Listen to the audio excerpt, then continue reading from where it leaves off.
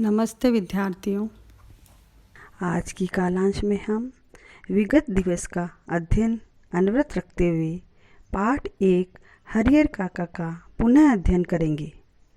हरियर काका पाठ विगत दिवस आपको पठन हेतु प्रेषित किया गया था।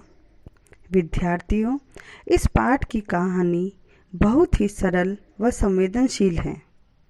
यह पाठ बोर्ड परीक्षा की दृष्टि से भी बहुत महत्वपूर्ण है। अतः इस पाठ की ओर आप विशेष ध्यान आकृष्ट कर अध्ययन कीजिए।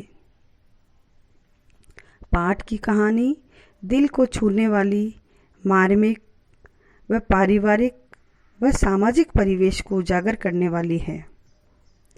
इस पाठ के लेखक श्री मिथिलेश्वर है तथा पाठ के मुख्य पात्र हरियर काका हैं। मैं आपको पाठ का सार संक्षेप में समझाती हूँ। विद्यार्थियों, कथावाचक और हरियर काका की उम्र में काफ़ी अंतर होने के बावजूद वह उनका पहला मित्र था। महंत और हरियर काका के भाई अपना लक्ष्य साधने के लिए हरियर काका के साथ बुरा व्यवहार करते थे। हरियर काका अनपढ़ थे, पर उनको दुनिया की बेहतर समझ थी।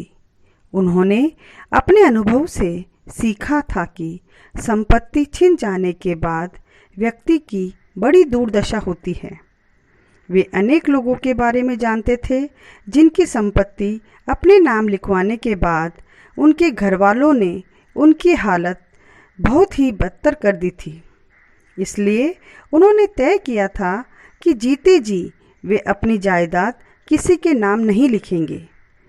ठाकुरबाड़ी की घटना के बाद उन्हें पता चल गया कि उन्हें मार नहीं सकता, अर्थात कोई भी उन्हें मार नहीं सकता, सिर्फ धमका सकता था। इसलिए उन्हें मृत्यु का भय नहीं था और उन्होंने अपने भाइयों को इस बात के बारे में चुनौती भी दी थी। हरियर काका को जब यह असलियत पता चली कि सब लोग उनकी जायदाद के पीछे पड़े हैं, तो उन्हें उन सब लोगों की याद आई जिन्होंने अपने परिवार के मोह में आकर अपनी ज़मीन उनके नाम कर दी थी और अपने अंतिम दिन तक कष्ट भोगते रहे। वे लोग भोजन तक के लिए तरस रहे थे। इसलिए उन्होंने सोचा कि ऐसा जीवन व्यतीत करने से तो एक बार मरना अच्छा है। उन्होंने तय किया कि जीते जी किसी को जमीन नहीं देंगे। वे मरने को तैयार थे।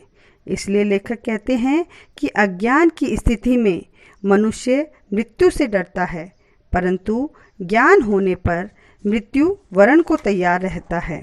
तो इस प्रकार विद्यार्थियों, ये कथा का संक्षेप में सार था। विद्यार्थियों, मैं ये आशा करती हूँ कि अब यह कहानी आपको अच्छे से समझ में आ गई होगी।